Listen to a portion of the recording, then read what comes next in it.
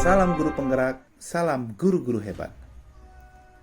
Terima kasih saya ucapkan kepada yang terhormat Fasilitator Ibu Yulia Kargianti SPD dan yang saya hormati pengajar praktik Bapak Dewangakan Suwendra SSI.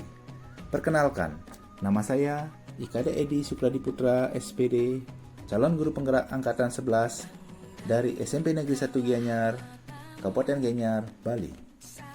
Video ini berisi tentang tugas koneksi antar materi, kesimpulan dan refleksi modul 1.1 mengenai pemikiran Ki Hajar Dewantara.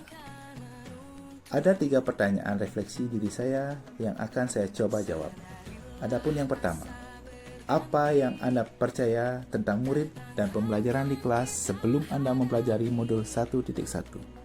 Yang kedua, apa yang berubah dari pemikiran atau perilaku Anda setelah mempelajari modul ini?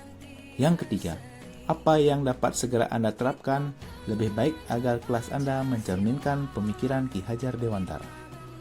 Langsung ke pertanyaan pertama, apa yang Anda percaya tentang murid dan pembelajaran di kelas sebelum Anda mempelajari modul 1.1? Yang pertama, adanya dominasi guru dalam pembelajaran atau yang disebut dengan metode teacher center. Murid hanya sebagai objek pembelajaran dan hanya sebatas transfer materi saja. Saya menganggap ketuntasan dalam pencapaian materi lebih penting daripada memahami karakteristik siswa. Biasanya, saya hanya melihat nilai murid dari mengutamakan aspek kognitif saja. Misalnya, pada saat mereka mengerjakan soal tentang tugas atau ulangan harian, jika murid sudah mencapai KKM, biasanya dinyatakan pembelajaran sudah berhasil. Belum mempelajari modul 1.1, sebelumnya saya tidak memperdulikan bahwa apa murid sudah benar-benar paham dari apa yang saya ajarkan atau tidak, karena fokus utama saya lebih ke ketercapaian materi. Mengingat materi yang saya ajarkan cukup padat setiap semesternya. Saya pun hanya meminta siswa untuk menghafal materi yang saya ajarkan tanpa memikirkan bagaimana cara agar materi tersebut dapat dipahami dengan sepenuhnya, sehingga saya pun merasa gagal dan mengeluh jika banyak murid yang tidak tuntas dalam melaksanakan evaluasi. Dan anak-anak masih ragu dalam melaksanakan praktek pembelajaran sehingga menyebabkan suasana kelas yang kurang aktif. Namun, setelah saya mempelajari modul 1.1 tentang pemikiran Ki Hajar Dewantara, saya menyadari bahwa apa yang saya lakukan selama ini tidaklah tepat. Apa yang berubah dari pemikiran atau perilaku saya setelah mempelajari modul ini? Adapun perubahan yang saya lakukan, yang pertama adalah merubah pemikiran, yaitu diawali dengan pembelajaran yang berpusat pada peserta didik atau student center. Guru bukan satu-satunya sumber belajar dan menghargai setiap karakteristik murid, karena setiap anak dilahirkan unik dengan kelebihan dan kekurangannya masing-masing. Saya harus menghargai setiap karakter murid, berikan kesempatan untuk mereka tumbuh sesuai dengan kodratnya. Yang kedua, yaitu merubah perilaku. Seharusnya saya melakukan proses pembelajaran secara menyeluruh, bukan hanya aspek kognitif saja, namun juga aspek afektif, psikomotor, sosial, budaya, dan spiritual. Memberikan kebebasan kepada peserta didik untuk menyelesaikan tugasnya dengan bakat, minat, dan kreativitasnya masing-masing. Artinya, murid memiliki kebebasan berekspresi, mengemukakan pendapat, dan berkreasi sesuai dengan kodrat alam dan kodrat zamannya.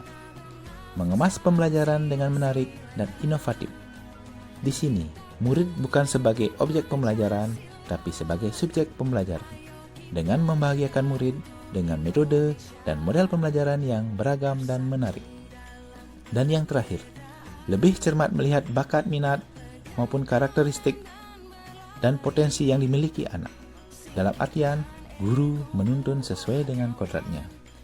Guru harus lebih ikhlas, penuh kesabaran, dengan segala ketulusan hati agar terwujud pembelajaran yang menyenangkan dan berpusat pada murid. Apa yang dapat segera Anda terapkan lebih baik agar kelas Anda mencerminkan pemikiran Ki Hajar Dewantara? Yang segera saya terapkan dalam pembelajaran di kelas yaitu merancang pembelajaran menyenangkan dan interaktif dengan melibatkan murid sesuai metode student center. Berikutnya, saya akan menerapkan sistem AMONG, menuntun bukan menuntut. Karena tugas guru adalah pemberi tuntunan atau harapan yang baik pada murid, berusaha menjadi tauladan baik dalam perkataan maupun perbuatan. Mempelajari latar belakang dan karakteristik murid dengan menjalin komunikasi yang baik. Pembelajaran yang sesuai dengan kodrat alam dan kodrat zamannya, sesuai dengan pembelajaran abad 21, sesuai dengan pemikiran Ki Hajar Dewantara, yaitu berpikir kritis, kreatif, komunikasi, dan kolaboratif, dengan berpegang teguh dengan konsep memerdekakan anak. Menerapkan pembelajaran berbasis kearifan lokal dan kebudayaan setempat. Dan pembelajaran yang mengutamakan aspek budi pekerti, menjadikan siswa sebagai subjek pembelajaran yang bisa mengeksplor apa yang akan dipelajari tanpa paksaan dan dengan cara yang mereka sukai. Kesimpulan, pendidikan dan pengajaran tidaklah sama.